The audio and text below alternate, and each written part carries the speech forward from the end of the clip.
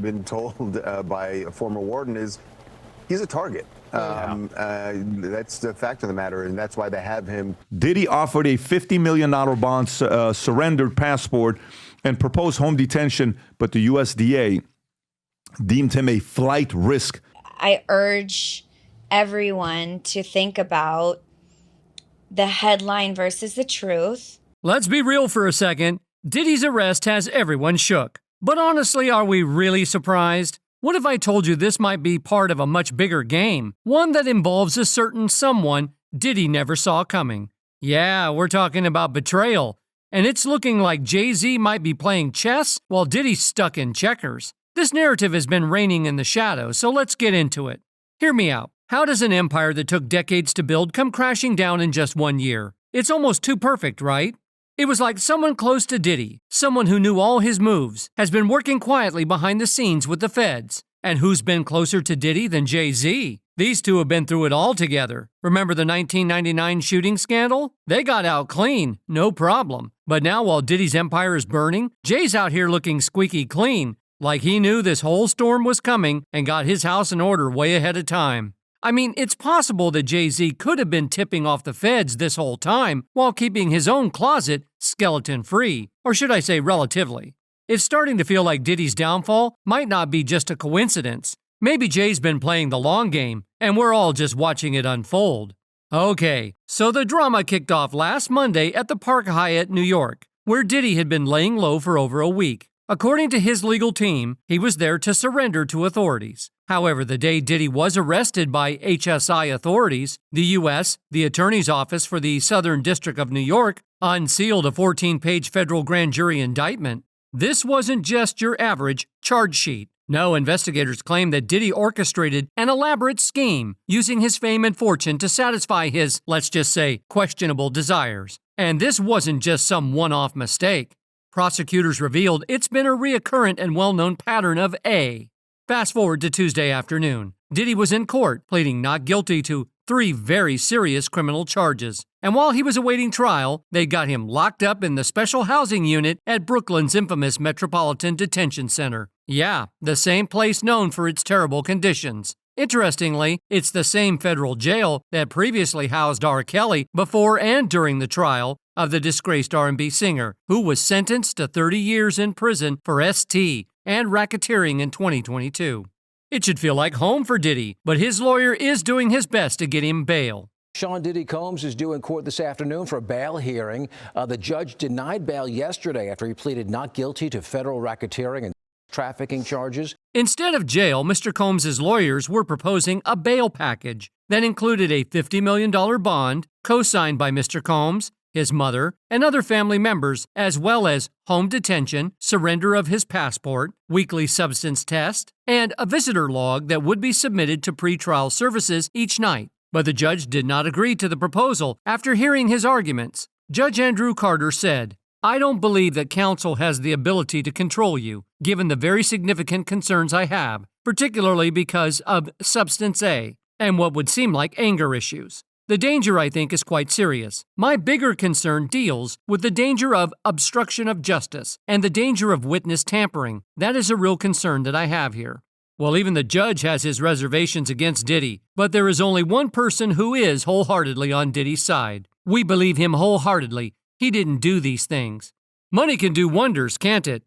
At least Diddy is happy with his lawyer's determination because he is literally the only person in his corner right now. This whole notion that Mr. Combs is forcing drugs on someone is just nonsensical. There's not the slightest inkling, according to the interviews that I've done. Despite what the lawyer claimed, the district attorney has a pretty heavy case against Diddy. In a September 17th letter to the judge, U.S. Attorney Damian Williams didn't hold back in explaining why Sean should be kept behind bars until trial. According to Williams, they've got testimony from dozens of witnesses and victims, all pointing to Diddy's long history of mistreatment. And as if that weren't enough, investigators have also collected mountains of digital evidence, dozens of Diddy's own devices, along with those of his co-conspirators. We're talking about over 90 cell phones, laptops, cloud storage accounts, and at least 30 storage devices. Plus 300 grand jury subpoenas went out to pull this evidence from social media companies, tech giants, banks, and even Diddy's own companies. Williams wasn't done, though. He made it clear that the witnesses they've spoken to aren't just sharing stories. They've got the receipts, financial, travel, and communication records to back up their claims. These aren't just allegations anymore. They've got hard evidence, and it's stacking up against the music mogul. Dozens of victims and witnesses have provided detailed, credible, and corroborated information against the defendant. These individuals include many who personally experienced and witnessed violence and other crimes at the hand of the defendant. Anyway, despite all that, it looks like Diddy's legal team just can't seem to take a hint. After his first attempt at securing bail was shut down, Diddy's attorney, Mark Agnafilo, decided to give it another shot, this time trying to appeal to a different judge. But guess what? That move got shot down again. U.S. Magistrate Judge Robin Tarnofsky wasn't having any of it, agreeing with prosecutors that Combs should remain behind bars. She denied bail for the hip-hop mogul after he was hit with some heavy charges: ST, racketeering conspiracy, and transporting individuals for P. So, despite his attorney's best attempts, Combs remains locked up across the East River in a Brooklyn detention center, a far cry from the Manhattan penthouses he's used to. And as Agnafilo continues to argue that it's impossible to prepare for a trial from the tough conditions in that facility, one thing is clear: the law isn't cutting Diddy any slack this time around. I understand that the government has a great amount of electronic devices that they have to download and provide to me, but everything's on the government's timetable. Nothing's on the defendant's timetable, and they're going to have to accommodate me and him and give us a quick trial. It seems like every A-lister who used to run with Diddy is now playing a serious game of, who? Never heard of him. We're talking big names: Jennifer Lopez, his ex, his longtime bros, Ashton Kutcher and Jay-Z, mentee, Justin Bieber, party pal, Leonardo DiCaprio, the Kardashians, and even Naomi Campbell. They've all been by his side, soaking up the spotlight. But now, radio silence. It's like they've all collectively decided, nah, I wasn't at that party. Fox News reported that while none of these celebs are directly caught up in Diddy's criminal mess, they're definitely sweating bullets. The fear is real, folks. Eric Schiffer, CEO of Reputation Management Consultants, sums it up perfectly. Celebrities are silent because they are scared to death of their brands bleeding out with fans over ties to Diddy. And worse, they fear if they cross him, things could end in disaster. It's common knowledge that Diddy was the king of wild, star-studded parties, A-list, VIP, invite-only types of vibes. Everyone wanted a spot on the guest list. But now, the industry's like, Diddy who? Just look at Rodney Lil Rod Jones. Earlier this year, he dropped a bombshell lawsuit on Diddy, accusing him of SH, D'ing, and threats. And let's just say, Diddy didn't stick around for public comments. But in August, Jones finally let it rip in an interview with Rolling Stone, calling Diddy a straight-up monster. According to Jones, Diddy once bragged. He told me himself, "I'll smack my mama." Anybody who can say that, even jokingly, is a monster. He's nothing to be played with. For a person whose brand is Love Records and changed their name to Love and named their kid Love, he doesn't show love. He's just marketing. Since the lawsuit, Jones says he's been blacklisted from the industry, with no gigs in sight. It feels like there are so many people quietly rooting for Combs, or maybe they're rooting for me and just scared to say something, he shared. And honestly, the silence speaks volumes. The indictment against Diddy, unsealed after his arrest in New York City, indirectly expounds Lil Rod's side of the story, claiming the bad boy for life secured absolute loyalty from people linked with his businesses through acts of violence and threats. Prosecutors believe that Diddy's business empire apparently avoided being detected for any alleged illegal involvement through acts of intimidation, manipulation, bribery, and threats of retaliation against individuals who witnessed the crimes committed by members and associates of the enterprise. Speaking of loyalty, there isn't much loyalty in Jay-Z, even though he had run with Diddy the longest of them all. Now this might sound like a wild conspiracy, but bear with me. What if I told you that Diddy has been handling Jay-Z's rap career behind the scenes for years? Yep, you heard that right. Diddy, the man who's been notorious for signing talented street rappers only to require favors in return, and not the kind you want, could have been Jay-Z's secret weapon all along. Think about it. Jay-Z and Diddy started rising up the ranks around the same time. But while Diddy was throwing infamous parties that became the talk of the industry, Jay was out there rubbing shoulders with the legends, Tupac, Biggie, and every heavy hitter in the game. Coincidence? Maybe, but conspiracy theorists believe it goes much deeper. Even Jaguar Wright, an industry insider who's worked with Jay for over 2 decades, had some serious tea to spill on Jay-Z's early days. According to her, the first time she saw Jay-Z battle was against the late Big L, one of the most respected lyricists in the game. Jay wasn't even supposed to be there, but because he was hanging with Big L, he got a hit. And here's where it gets shady. Once Jay started gaining momentum, Big L mysteriously got cut from the picture, and not long after, he was eliminated permanently. Jaguar hints that Jay-Z wasn't climbing that ladder alone. Nope, Diddy was right there playing puppet master. The two allegedly started collaborating to ensure they stayed on top while making sure anyone who could pose a threat mysteriously disappeared. And when you think about how both of them climbed to the top and stayed there, keeping the competition at bay, it does make you wonder, was it all part of a bigger plan? And then Big L died, and then the next thing you know, Jay-Z. And then, he starts clienteling with Tupac and clienteling with Biggie and doing songs with Biggie and building a working,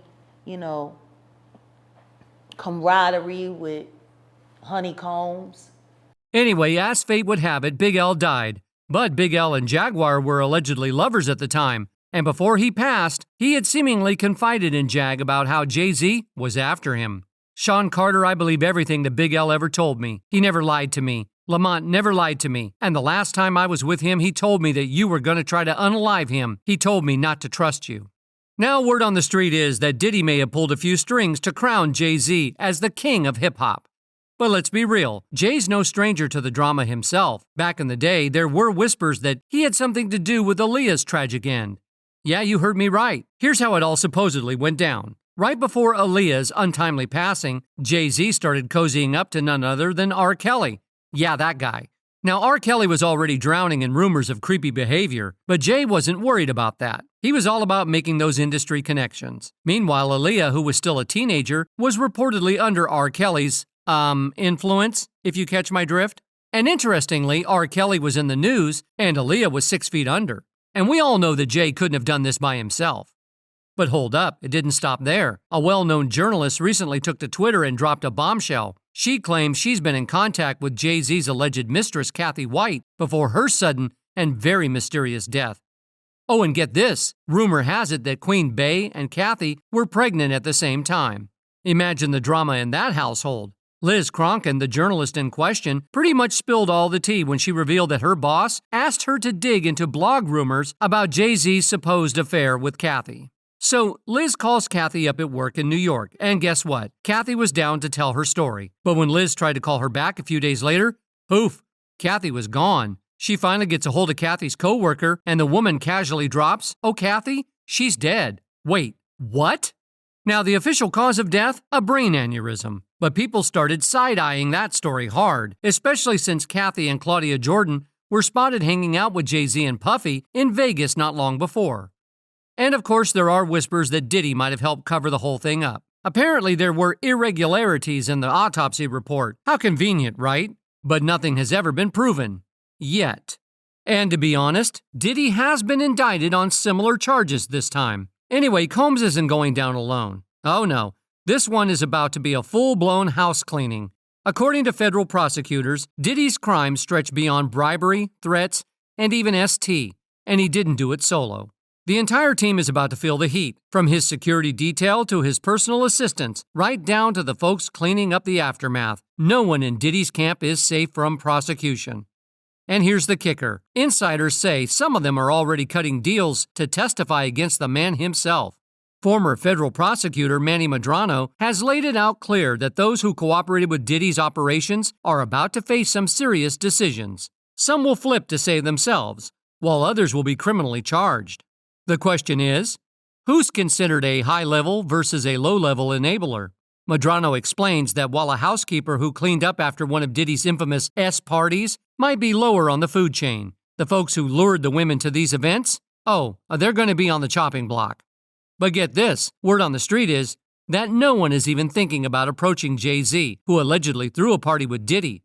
And why? Because apparently he's already done his part and washed his hands clean of the whole mess. It's as if he's in the clear, while Diddy's camp scrambles. I have no doubt that perhaps there are some other high-level celebrities, high-profile individuals in those parties participated in them. The key defense for Combs will be, did the women participate voluntarily and consensually, Or were they forced? If they were forced, Combs will likely spend the rest of his life in federal prison. And if you thought Diddy's situation couldn't get any worse, listen to what John Fuller, the consultant who's coached everyone from Martha Stewart to high-profile stars on surviving life behind bars, has to say. Fuller's stepping in with some chilling predictions about Diddy's fate. And trust me, it's not sounding like a walk in the park. Sure, Diddy might be flexing that tough guy attitude for now, but Fuller's saying the real storm's yet to hit. Fuller didn't sugarcoat it. He straight up compared Diddy's predicament to his own personal 9/11, a catastrophic moment that flips your entire world upside down. After living a life drenched in luxury and power, Diddy's now in a place where none of that matters. It's a whole different ballgame behind those bars. Reports claim that Combs is presently detained at the Metropolitan Detention Center in New York. He has been put on self-harm watch, but his counsel claims that there is no such indication. His lawyer, Mark Agnafilo, says the self-harm watch is precautionary, concerning a new influx of high-profile prisoners. Well, fans believe that Diddy might take down half the industry with him. That's all for today. We hope you enjoyed that video, and if you did, be sure to like, subscribe, and stay tuned for our next video.